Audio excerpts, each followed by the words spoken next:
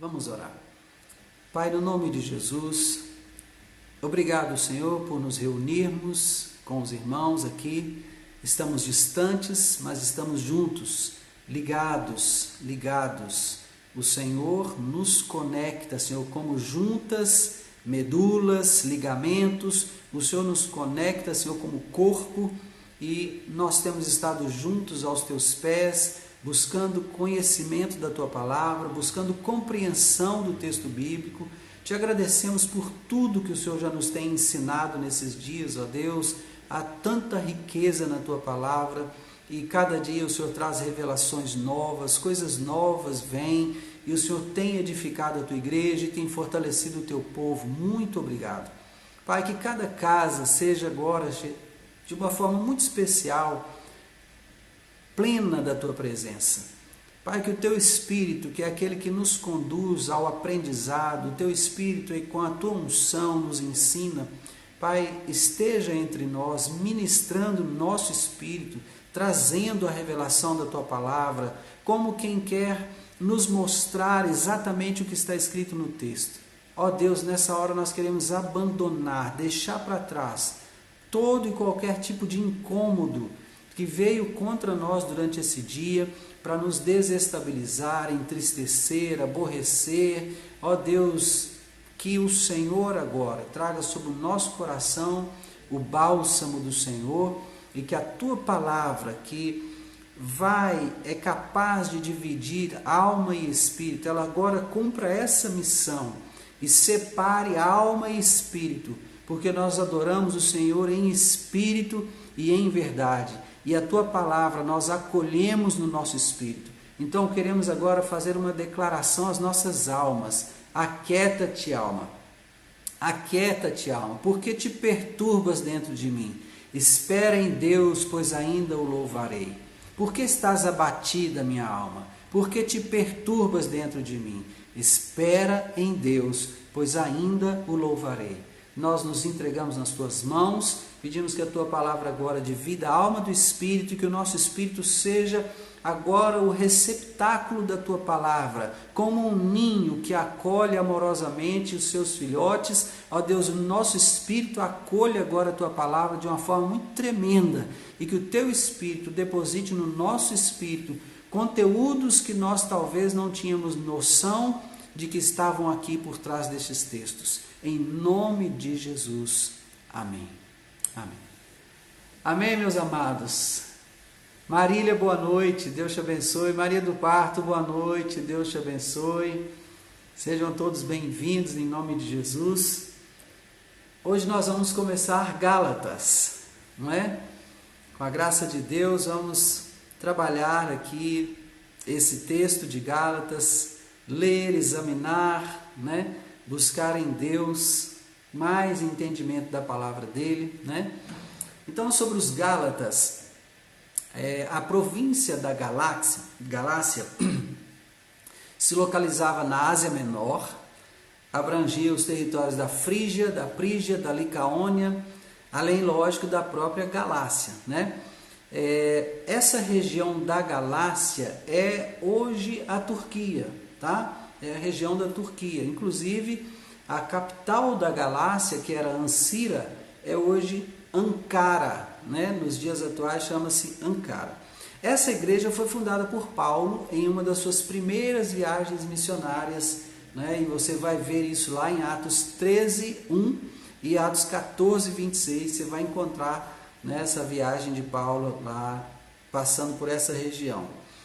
E o contexto da fundação dessa igreja da Galácia, mais precisamente no território de Listra, né, que pertence ao sul da Galácia, é muito interessante, porque Paulo e Barnabé estavam em Icônio, pregavam com muita paixão numa sinagoga daquela região. Uma parte dos gregos e dos judeus que ouviram a palavra, absorveram aquela palavra e se converteram ao Evangelho. Mas já uma outra parte de judeus incrédulos excitaram e dividiram a cidade, uns a favor dos judeus, outros a favor dos apóstolos, né? Aí o que acontece? Acontece um motim com as autoridades da cidade, e eles começaram a perseguir os apóstolos para matá-los. Então eles fogem para Listra, né? E ali havia um homem coxo, que era coxo desde nascença. Então Paulo percebeu, e o texto fala assim, vendo que ele tinha fé, pediu para que se levantasse e começasse a andar, né? O povo que viu o milagre começou a adorar a Paulo e a Barnabé. Paulo foi chamado de Mercúrio e Barnabé de Júpiter. E aí eles viram o erro que o povo estava cometendo, rasgaram as vestes deles, né? E mostraram que eles eram homens normais, pessoas normais, né? Mas os judeus que lá atrás não aceitaram a pregação de Paulo e Barnabé, entraram na cidade de Listra e apedrejaram a Paulo. Acharam que o Paulo tinha morrido, jogaram fora da cidade e deixaram ele ali. O texto fala, abandonaram ele ali meio morto, né? No entanto, Paulo estava vivo e no dia seguinte ele entrou na cidade novamente, encontrou Barnabé e dali eles saíram para Derbe, mas deixaram a congregação de fiéis lá.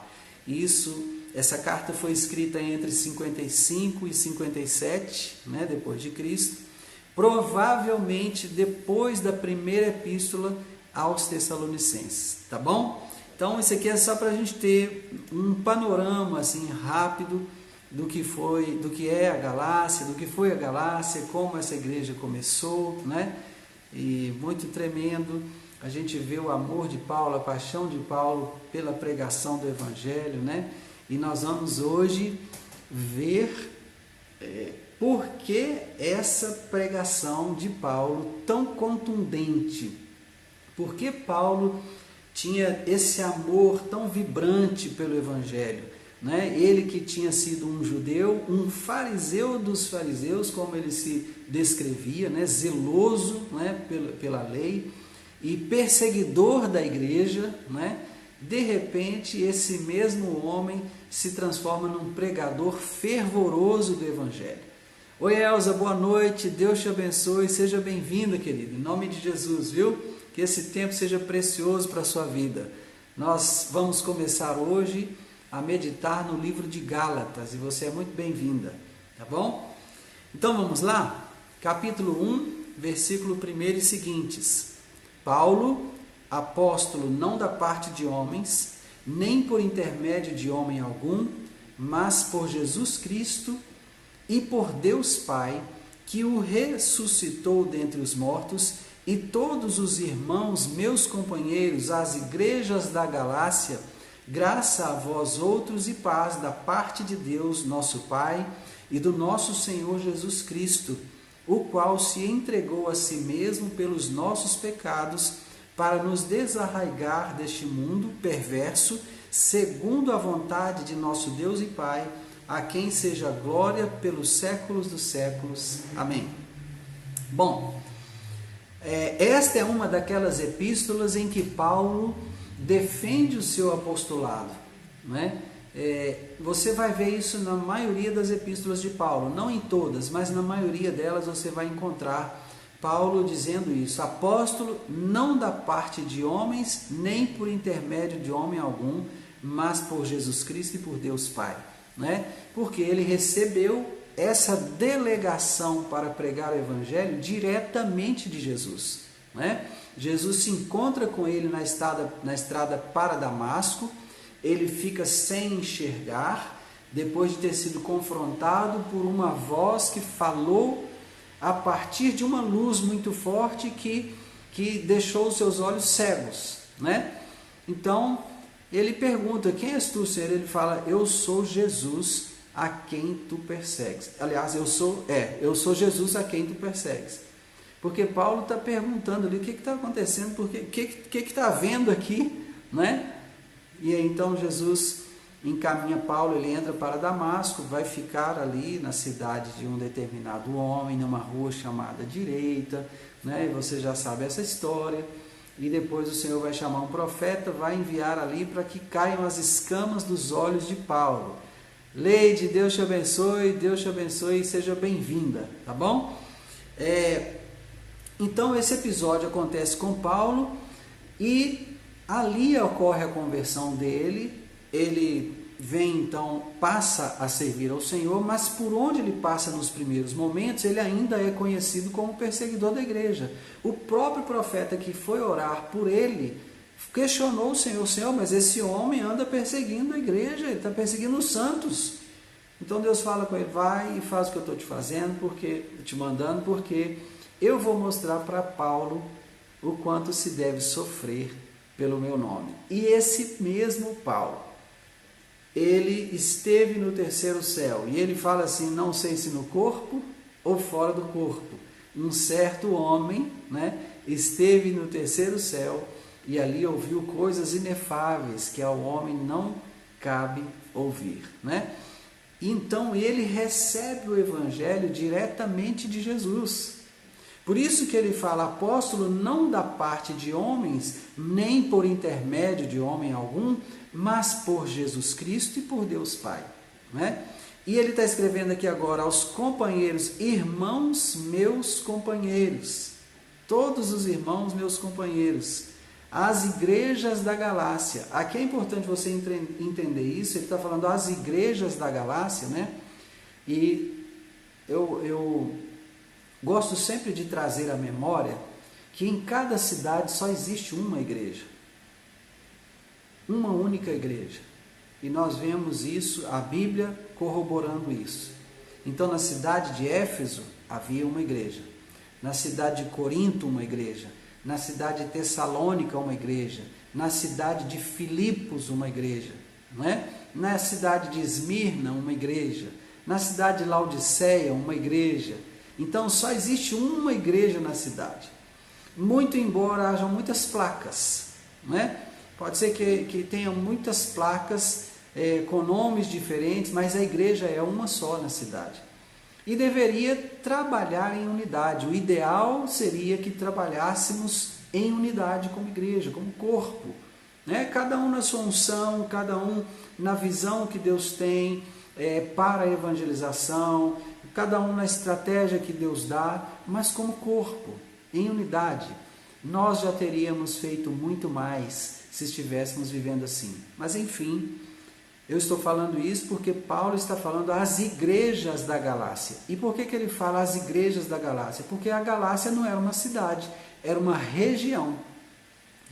Então, quando ele fala às igrejas da Galácia, ele está se referindo a várias igrejas naquela região. Então vem essa saudação dessa forma, e ele colocando aqui que Jesus se entregou a si mesmo pelos nossos pecados aqui está o propósito, ele quer destacar o propósito, para nos desarraigar deste mundo perverso, segundo a vontade de Deus, de nosso Deus e Pai, a quem seja glória pelos séculos dos séculos. Ou seja, o que Paulo está falando? Paulo está falando que o plano de salvação partiu diretamente de Deus. É uma iniciativa de Deus. Não depende de nada que o homem faça. Ninguém será salvo por ter feito alguma coisa. Não, ninguém.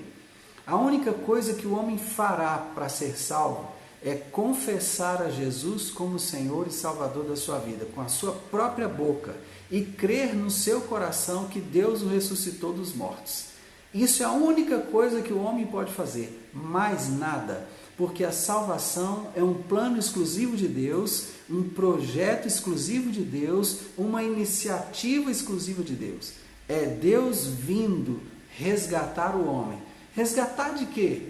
Resgatar da própria ira dele, porque o pecado cometido pelo homem, ele suscita a ira de Deus.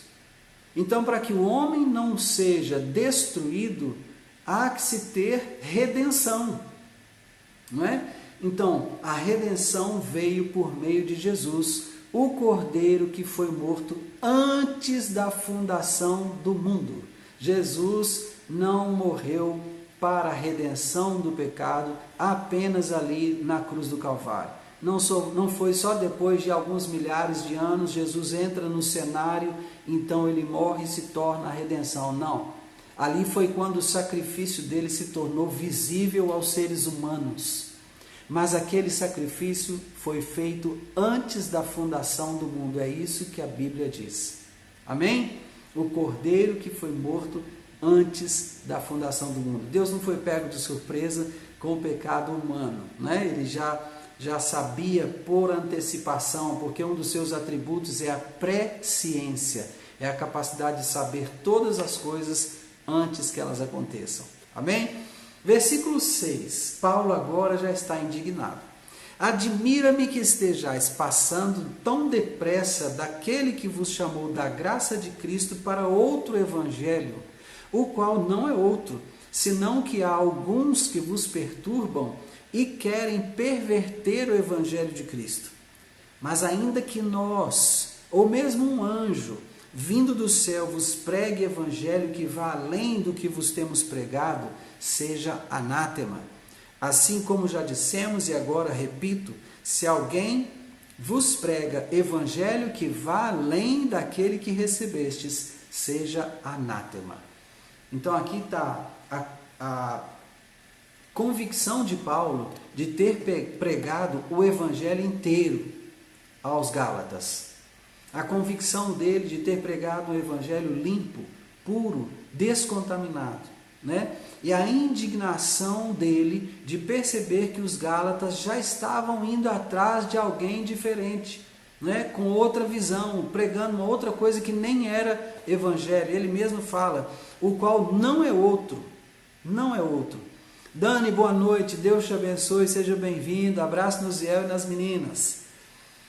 Então, ele está tão convicto daquilo que ele pregou, da pureza daquilo que ele entregou aos irmãos, que ele vai dizer, ainda que um anjo, ainda que nós, ou mesmo um anjo vindo do céu, vos pregue evangelho que vá além do que vos temos pregado, seja maldito.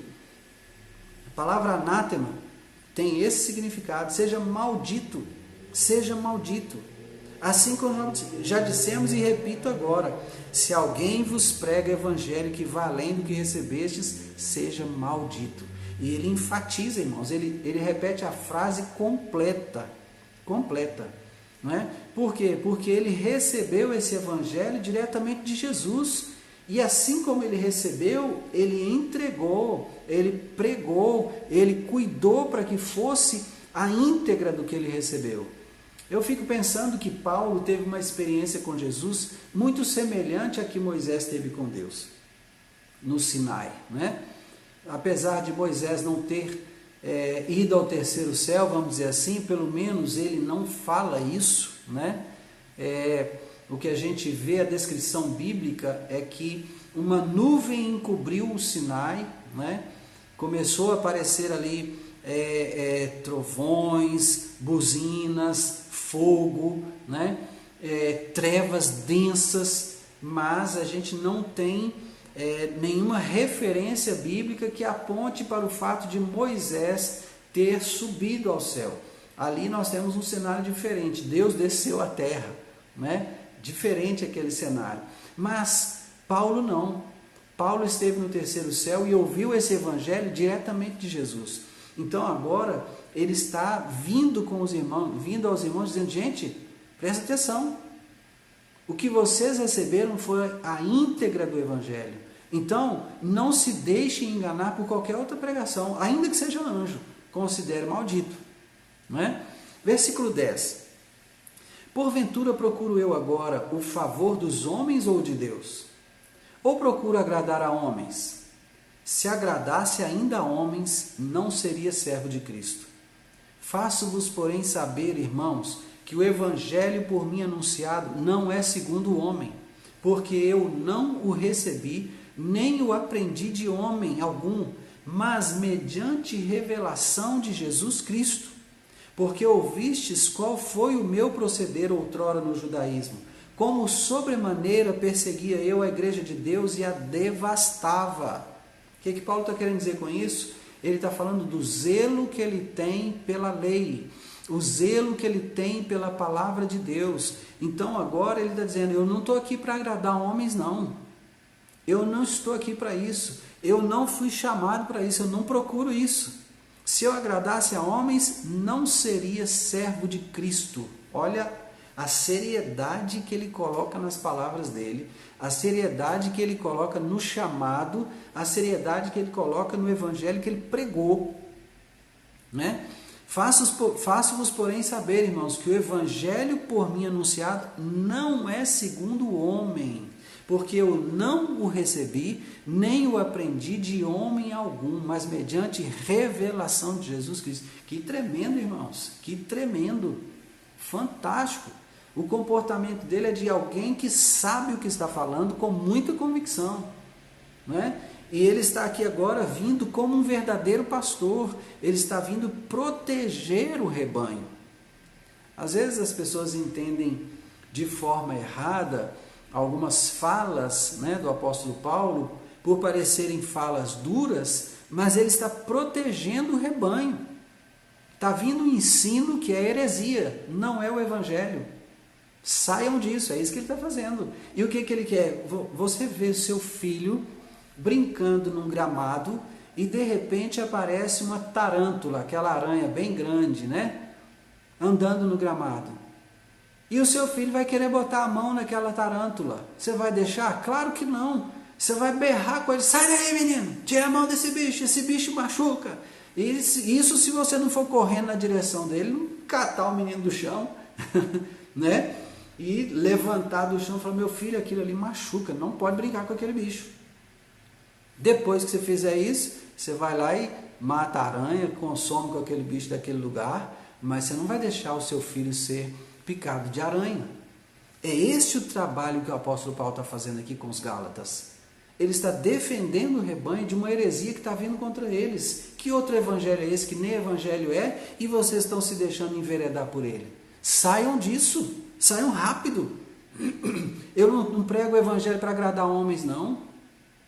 Eu não recebi o evangelho de homem algum, não. Eu recebi direto de Jesus. Foi ele que falou comigo. Ele me contou o que é o evangelho. Então, quando eu transmito a vocês, eu estou transmitindo a essência daquilo que eu recebi. Então, se alimentem do evangelho. Fiquem firmes nesse evangelho. E se aparecer outro, qualquer que seja, não é evangelho. E quem o prega é maldito. Amém, irmãos? Porque ouvistes qual foi o meu proceder outrora no judaísmo. Ora, ele era fariseu de fariseus, ele era soldado romano com cartas para perseguir a igreja. E ele de fato fez isso. Levou muitos cristãos para a arena, muitos para a prisão, muitos para serem mortos. Não é? Agora, ele está do outro lado. Mas ele está se referindo àquela época como o zelo que havia nele pela palavra de Deus. Paulo era um homem honesto, irmãos. Paulo era um homem sincero. Então, aquilo que ele estava fazendo aqui, ao escrever aos Gálatas, era expor o coração dele e expor o zelo dele pela palavra de Deus, né? E aí, na minha nação, quanto ao judaísmo, avantajava-me a muitos da minha idade, sendo extremamente zeloso das tradições de meus pais. Talvez Paulo, e isso entre os judeus é muito comum, talvez Paulo tivesse desejado ser discípulo direto de um rabino, sabe? Porque a forma como ele expõe que ele era conhecedor da lei, zeloso pela lei, né? Claro, está diretamente ligado à linha judaica que ele seguia, que era o farisaísmo, né? Estava diretamente ligado a isso, mas provavelmente Paulo tenha desejado já na infância ser discípulo de um rabino. E o rabino é quem convida o estudante da Torá para ser discípulo. O discípulo ou o candidato a discípulo não vai chegar porque ele deseja muito ser discípulo, se aproximando de um rabino e dizer assim: eu queria muito ser seu discípulo, quero aprender com você. Não. É o rabino que vai fazer testes com o estudante da Torá. E esse estudante vai ser testado nos seus 363, nas 363 mitzvot, sabe? Que são as regras do judaísmo, as leis do judaísmo, né? Então, quando ele passa por esse teste, o rabino percebe que ele é realmente um estudioso da Torá, né? E isso até os 12 anos ele tem que demonstrar. Aí você vai ver Jesus se encontrando com os mestres da lei no templo em Jerusalém, né? E ele estava ali discutindo com os doutores da lei e eles ficaram impressionados com ele. Então, Jesus mais tarde se torna um rabino. A Bíblia não fala nada de Jesus depois dos 12 anos, até o aparecimento dele lá no batismo com João. Porém, entendendo a cultura judaica, não seria para mim espanto algum se um dia, conversando com Jesus na eternidade, ele fizesse para mim algum comentário do tipo assim: naquele tempo eu fiquei com os rabinos estudando Torá, junto com eles. Certamente não para aprender Torá, mas para discutir Torá com os rabinos, para debater Torá com os rabinos, né? E deixar os rabinos, como é que a gente fala, entusiasmados, empolgados, mas também extasiados com o conhecimento que ele podia compartilhar da Torá, né? Eu não me espantaria se um dia na eternidade, conversando com Jesus, ele me contasse que esteve fazendo isso durante aqueles anos depois do batismo, aliás, depois do encontro em Jerusalém com os mestres da lei, né? Mas enfim, Paulo era um desses. Lininha, eu não sei exatamente quem é, mas seja bem-vinda, Deus te abençoe. Estudamos o livro de Gálatas agora, estamos no capítulo 1 e versículo 14, viu? Seja muito bem-vinda. Então o que está acontecendo aqui? Ele está dizendo que para a idade dele, outras pessoas, né, ficavam muito aquém do conhecimento que ele tinha.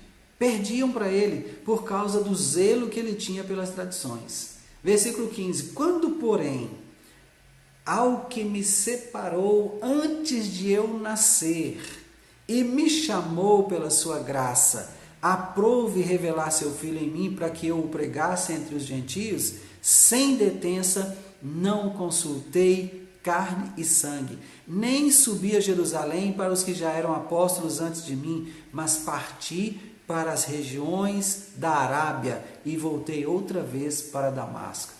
Ok, Elaine, obrigado pelo convite que você fez a Aline. Aline, seja bem-vinda, viu, filha? Prazer ter você aqui. Nath, Deus te abençoe, seja bem-vinda no nome de Jesus. Olha a postura de Paulo. Quando, porém, ao que me separou antes de eu nascer e me chamou pela sua graça. Gente, separou e chamou. Entenda isso, tá? Nós vamos tratar disso aqui num outro momento. Acredito que quando estivermos estudando Romanos, nós vamos tratar disso aqui. Ao que me separou, tá? Quando, porém, ao que me separou antes de eu nascer e me chamou. Então são dois momentos. Deus me separa antes de nascer e me chama quando eu tenho condição de decidir, ok? Vamos ficar com isso aqui hoje. Depois a gente vai voltar nesse tema e a gente vai falar disso, eu creio, e vai ser muito gostosa essa conversa. Então, quando a ele aprouve revelar seu Filho em mim, para que eu o pregasse entre os gentios, sem detença não consultei carne e sangue, nem subi a Jerusalém para os que já eram apóstolos antes de mim, mas parti para as regiões da Arábia e voltei outra vez para Damasco. Uau!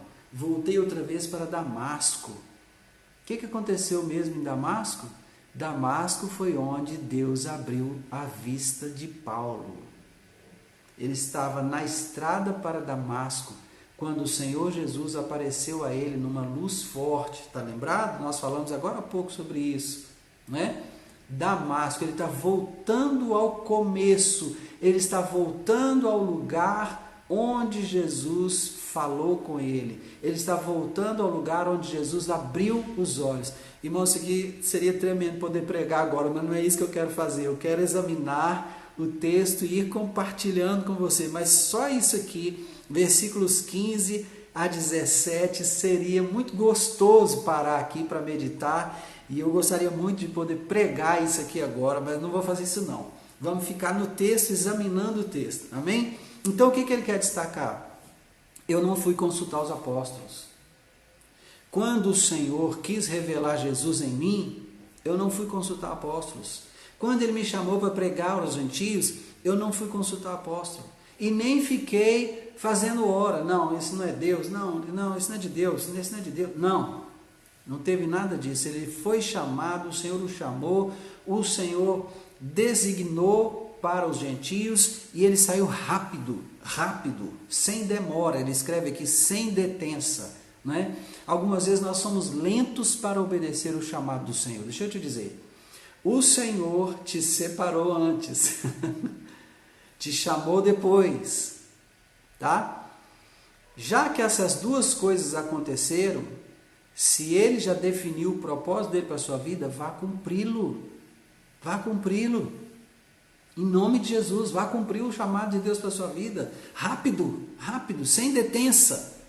Amém? Em nome de Jesus. Foi isso que o apóstolo Paulo fez. E o que ele vai fazer? Ele vai voltar, vai partir para as regiões da Arábia e voltar outra vez para o lugar onde Deus abriu os olhos dele. Maravilhoso isso aqui.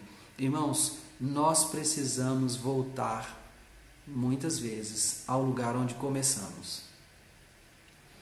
Eu quero falar só um pouquinho aqui sobre isso. Só um pouquinho. Às vezes, irmãos, lamentavelmente nós temos que dizer que tem muito crente perdido no templo. Tem muita gente perdida. Está nas reuniões da igreja, frequenta as reuniões da igreja, mas não sabe para que está ali, por que está ali, porque se perdeu no templo e no tempo. Esqueceu do lugar onde as coisas começaram. Esqueceu do dia quando Jesus o chamou. Esqueceu do dia do seu resgate. Esqueceu do dia quando você reconheceu que você de fato estaria separado de Deus eternamente. Não fosse aquele momento quando o Espírito de Deus veio, falou ao seu coração por meio de um pregador ou de alguém que estava conversando com você, que na verdade estava pregando o Evangelho a você. Se esqueceu daquele dia. Se esqueceu do que se passou dentro de você. Tem muita gente nessa condição. Se esqueceu. E aí quando a pessoa se esquece de como as coisas começaram, ela precisa voltar lá. Não foi esse o caso de Paulo. Paulo estava com tudo muito fresquinho na mente dele, né?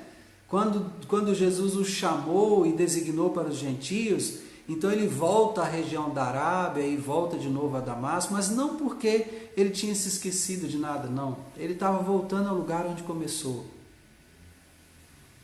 Mas muitas pessoas estão perdidas no templo, e estão perdidas no tempo. E é verdade, irmãos, que muitas coisas estão sendo lançadas nas nossas mentes, sabe? Muitas coisas estão sendo trazidas para nós, e coisas assim que nós não precisávamos gastar tempo pensando nelas. Nós poderíamos investir mais tempo pensando na palavra de Deus, pensando em como evangelizar, em como ganhar almas. Poderíamos gastar mais tempo pensando em como acessar pessoas que são mais difíceis de acessar. Poderíamos pensar em gastar mais tempo estudando a palavra e encontrando na palavra aquilo que é necessário realmente levar ao perdido. Construindo nós mesmos uma teologia, sem a necessidade talvez de ir buscar ensino formal teológico. Não é todo mundo que tem um chamado para pastorear uma igreja, não é todo mundo que tem um chamado para ser um mestre na igreja. Então não é todo mundo que tem que se aprofundar em alguns conhecimentos teológicos, mas todo crente tem que construir sua teologia. Todo crente tem que saber no que crer. Todo crente tem que saber responder. Qual a razão da sua esperança? Todo crente precisa saber isso. Essas são coisas básicas, são fundamentais. Nós não podemos abandonar isso. Então seria útil investir tempo investigando na palavra de Deus. Qual a razão da minha esperança? Por exemplo, Por que que eu creio em Jesus como creio? Será que é porque o meu pastor ele tem uma boa oratória? Será que é porque o meu pastor é um bom teólogo, ele fala bonito e ele tece comentários muito interessantes sobre a teologia? Será que essa é a razão? Por que você caminha na igreja? Por que você fala que é um cristão? Por que você se diz crente? Não seria muito interessante tomarmos um tempo de qualidade examinando as Escrituras, não é? E buscando encontrar nas Escrituras essa razão da nossa esperança? Claro que sim. Claro que sim. É necessário, extremamente necessário, examinar as Escrituras, examinar cuidadosamente as Escrituras. Amém? E eu quero te encorajar. Continue fazendo isso. Se tiver pouco a live, faça você em casa. Aproveite esse tempo de isolamento social. Eu sei que tem gente que durante esse isolamento social está trabalhando mais do que no trabalho presencial. Muito mais.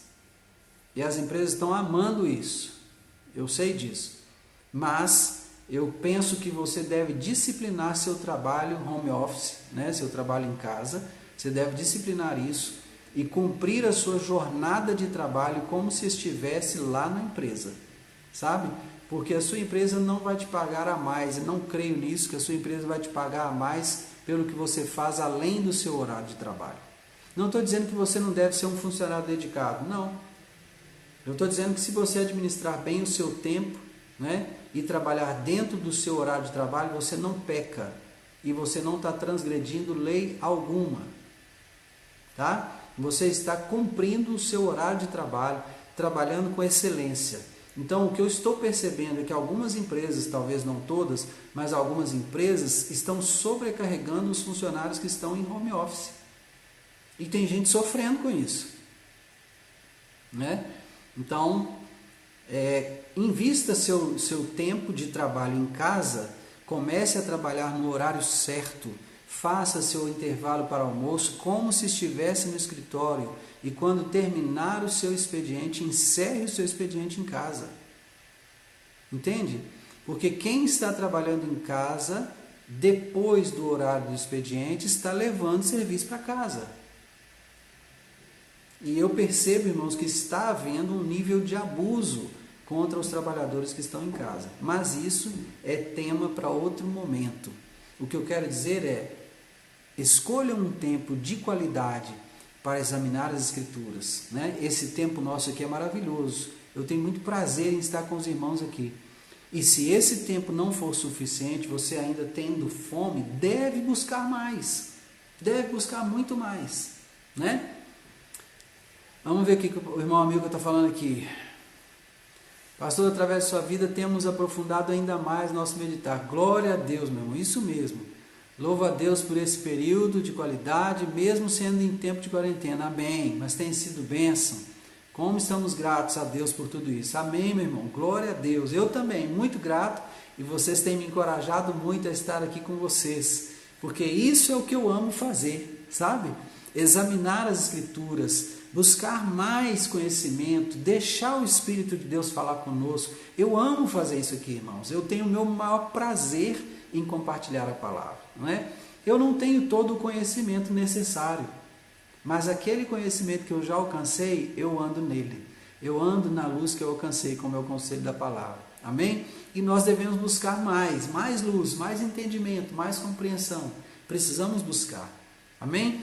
E aí, temos esse comportamento como o do Paulo, né? Quando o Senhor me chamou, eu fui. Ele me chamou, eu obedeci e fui. Não saí consultando ninguém, não saí perguntando ninguém, não fui atrás de outros apóstolos, fui para onde eu achava que devia ir, conduzido pelo Espírito Santo. Amém, Kézia? Precioso mesmo, preciosíssimo para mim, né? Enfim, nós devemos voltar ao lugar onde começamos de vez em quando, irmãos, né? Até para fazer algumas avaliações. O quanto você cresceu desde que começou a sua caminhada com o Senhor, por exemplo? Quanto de mimimi, me permitam usar essa expressão mimimi, quanto de mimimi ainda tem no seu comportamento? Quanto de não me toques ainda existe no seu comportamento? Isso tudo são sinais do quanto eu amadureci ou deixei de amadurecer, né? Então, se eu ainda estou me movendo como eu me movia quando comecei, está ruim demais. Quer dizer que eu estagnei, quer dizer que eu não me mexi, eu não andei, não caminhei. Ao contrário, se eu estou caminhando, oi mamãe, boa noite, Deus abençoe, que bom que a senhora está aqui com a gente. Então, se eu ainda estou hoje como estava quando comecei a minha caminhada com o Senhor Jesus, eu estou ruim demais da conta, mas é muito ruim, não é? Porque eu hoje tenho 54 anos de idade, né? Eu caminho com o Senhor desde criança, né? Nós nos mudamos para Belo Horizonte, eu tinha 4 anos de idade, com um pouco mais que isso eu comecei a frequentar a escola bíblica dominical, na Igreja Batista Filadélfia, aqui no bairro Sagrada Família, né? Um pouco mais que isso, a igreja ficava a 1 quadra da minha casa, eu ia a pé com a minha irmã sozinho, nós dois, dava a mão nós dois e íamos para a escola bíblica dominical, né? Depois meu pai começou a frequentar os cultos de oração durante a semana também, na terça-feira nós íamos para o culto de oração com ele, chegava lá, dormia no banco, mas estava no culto de oração, né? Íamos aos cultos, frequentávamos os cultos bíblicos desde criança. Então, eu tenho pelo menos aproximadamente 50 anos de caminhada com o Senhor, né? Aos 12 anos eu me batizei. Se eu desprezar esses 12 anos para trás, vamos contar os 12 anos, porque eu tenho me batizado aos 12, então são 42. 42 anos caminhando com o Senhor Jesus, selado pelo batismo, em aliança com Ele pelo batismo, né? Vamos considerar o tempo do batismo, 42 anos, meu Deus, eu não posso estar do jeito que eu comecei não, irmãos, pelo amor de Deus, não posso. E Paulo, quando volta ali, vai para a região da Arábia e volta a Damasco, ele está voltando ao lugar onde as coisas começaram. Talvez Paulo tenha entendido que a região de Damasco era uma região cheia de gentios, cheia de pessoas que precisavam receber o Evangelho. Provavelmente foi por isso que ele voltou. Ele foi enviado aos gentios, né? Então ele foi para pregar o Evangelho. Eu não posso estar hoje do mesmo jeito que eu estava quando comecei minha caminhada com o Senhor. Eu tenho que ter crescido muito, muito. Cada um na proporção da sua caminhada, né? Do tempo que caminha com o Senhor. Mas nós temos que ter crescido. Temos que ter crescido. Não é? Então não dá para olhar para trás e falar, meu Deus, né? Eu andei tudo isso, mas não saí do lugar na minha vida espiritual. Tantas pessoas já passaram pela minha vida, já vi tantas pessoas passando por aqui, tantas pessoas contribuíram para o meu crescimento, elas deixaram a contribuição delas, mas ficou ali. Eu não usei nada. Meu Pai, misericórdia, que isso não aconteça conosco, irmãos, em nome de Jesus. Amém? Aí ele vai para Damasco, e decorridos 3 anos, então subi a Jerusalém para avistar-me com Cefas, e permaneci com ele 15 dias, e não vi outro dos apóstolos senão Tiago, o irmão do Senhor. Ora, acerca do que vos escrevo, eis que diante de Deus testifico que não minto. Depois fui para as regiões da Síria e da Cilícia, e não era conhecido de vista das igrejas da Judéia que estavam em Cristo. Ouviam somente dizer, aquele que antes nos perseguia, agora prega a fé que outrora procurava destruir, e glorificavam a Deus a meu respeito. Aleluia! Irmãos, tremendo, maravilhoso, maravilhoso. Paulo está testemunhando a respeito dele mesmo, a autoridade apostólica dele está toda em Cristo, né? Ele não está aqui buscando a autoridade que foi colocada por outro homem. Não foi nenhum homem que me transferiu a autoridade, que me conferiu a autoridade. Não foi nenhum homem que me fez a autoridade. Essa autoridade eu recebi diretamente de Jesus. Essa delegação veio para a minha vida diretamente de Jesus Cristo, né? Eu estou aqui, fiquei 15 dias com Pedro. Foi só. Não vi ninguém mais, senão Tiago, irmão do Senhor Jesus. Mais ninguém, não tive contato. Não tive contato com as igrejas. O que eu estou falando para vocês não é mentira. Ele fala isso que eu estou falando. É diante de Deus que eu testifico que não minto. É como se ele tivesse, né? Hoje a gente usa muito essa expressão, diante de Deus. Diante de Deus. Ela nasceu aqui, ó, Paulo falando, diante de Deus testifico que não minto. Né? Então ele está falando aqui com os irmãos, gente, presta atenção, vocês me conhecem. Vocês sabem quem eu sou. Vocês sabem como foi que eu recebi o Evangelho. Que Evangelho preguei entre vocês. Vocês conhecem meu estilo de vida. Vocês me conhecem como pessoa, como homem. Vocês sabem quem eu era no passado. Perseguidor da igreja. Perseguidor feroz da igreja. Era esse homem. Hoje fui transformado pelo Senhor. Hoje me tornei um pregador do Evangelho. Hoje, quem antes me conhecia como um perseguidor da igreja, um perseguidor feroz da igreja, agora diz o seguinte: aquele que nos perseguia, agora prega a fé que outrora procurava destruir. E não só dão esse testemunho a meu respeito, mas glorificam a Deus a meu respeito. Irmãos, que coisa gostosa, que testemunho gostoso do Paulo, né? Que palavra tremenda ele está dando aos Gálatas. Tomara que os Gálatas tenham ouvido o que o Paulo escreveu.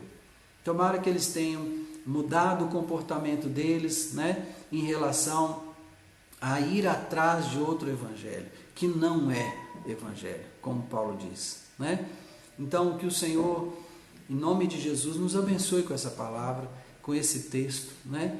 E eu gostaria muito de deixar com você aqui esse voltei outra vez para Damasco. Eu queria deixar essa expressão aqui para você meditar, né? Paulo voltou ao começo. Algumas vezes nós precisamos voltar ao começo, irmãos, ao começo das coisas, né? Eu gosto muito de voltar ao começo do meu relacionamento com a minha esposa. Isso fortalece meu coração. Isso me enche de gratidão, sabe? Eu volto ao lugar do nosso primeiro encontro. Sempre volto lá, né? Nós comemoramos 30 anos que nos conhecemos, né? E no dia que nós celebramos 30 anos que nós nos conhecemos, nós fomos de novo ao lugar onde nos conhecemos e levamos nossos filhos, né? E ali nós dissemos a eles, foi aqui que nós nos conhecemos. Nesse lugar aqui onde nós estamos agora, eu conheci sua mãe. E foi assim, assim, assim. Então, como eles já sabem a história, eu não precisei contar tudo, né, de novo para eles. Mas foi prazeroso. Passeamos pela cidade onde nos conhecemos, que é a cidade do meu nascimento, né? Passeamos pela cidade, demos uma volta, fomos lá no Clube dos Oficiais, onde nós nos conhecemos, né?